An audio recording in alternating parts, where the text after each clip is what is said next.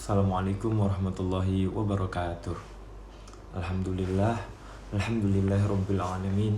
Wassalatu wassalamu ala asyrafil anbiya'i wal mursalin wa ala alihi wa sahbihi ajma'in. Amma ba'du. Yang terhormat kepada Bapak dosen Pak Jalaluddin SHMH selaku pengampu mata kuliah Hukum Perdata. Perkenalkan, nama saya Nasem Hamed dengan nomor NIM 1042331, mahasiswa dari kelas 3B Prodi Hukum Ekonomi Syariah. Baiklah, kali ini saya akan membuat video terkait UAS susulan saya yang berkaitan tentang hukum perdata. Jadi langsung saja, sebagaimana yang telah kita ketahui bahwasanya cabang hukum yang ada di Indonesia ada banyak, tapi yang sering digunakan dan sering dikenal oleh masyarakat itu ada yang namanya hukum perdata, kemudian ada lagi hukum pidana. Nah, kali ini saya akan membahas tentang hukum perdata. Apa itu hukum perdata? Kemudian bagaimana cara penyelesaian secara hukum perdata? Kemudian contoh masalah-masalah yang ada yang diselesaikan oleh hukum perdata. Kemudian juga sumber hukumnya perdata. Baik, langsung saja.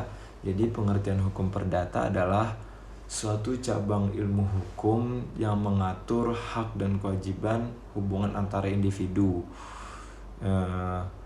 dalam kehidupan sehari-harinya. Jadi yang mengatur itu adalah hukum perdata.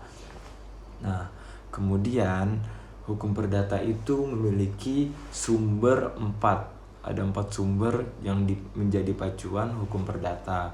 Yang pertama adalah KUHP, Kitab Undang-Undang Hukum Perdata.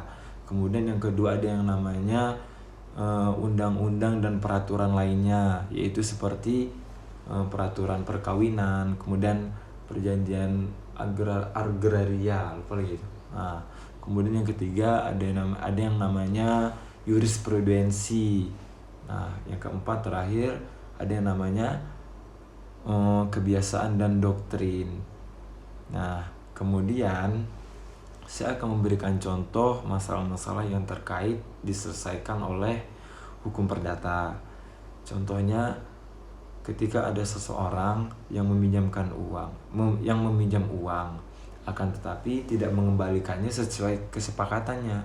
Contoh, saya minjam 10.000 ke si A, akan tetapi saya meminjamkan uang ke si A sebesar 10.000, akan tetapi si A ini mengembalikan kepada saya sebesar 5.000, sedangkan kesepakatan kami yaitu saya meminjamkan 10.000 dan si A harusnya mengembalikan 10.000 juga. Nah, kemudian ini bisa diselesaikan dengan hukum perdata.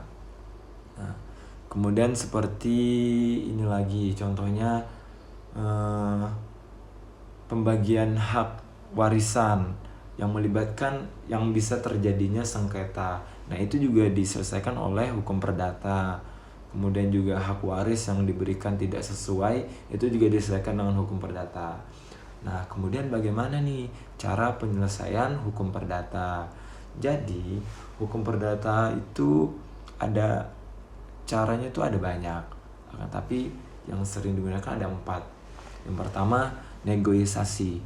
Apa itu negosiasi? Negosiasi itu bahasa mudahnya seperti kita memanggil atau melibatkan pihak-pihak yang terkait. Seperti tadi contoh masalah tentang meminjamkan uang yang tidak mengembalikan uang yang tidak sesuai dengan kesepakatannya. Nah, itu cara penyelesaiannya adalah memanggil pihak-pihak yang terkait. Contoh tadi seperti saya, itu pihak yang terkait, kemudian si A tadi. Nah, itu secara negosiasi. Jikalau secara negosiasi itu juga nggak bisa, maka lanjut cara kedua, yaitu secara mediasi, yaitu bagaimana kita mendatangkan pihak ketiga sebagai pihak yang netral. Nah, secara mediasi. Kemudian misalkan mediasi nggak bisa juga, diselesaikan dengan cara mediasi itu adalah secara memanggil pihak independen. Nah, seperti pihak yang independen dalam hukum perdata, itu bisa juga. arbitrase ya, arbitrase.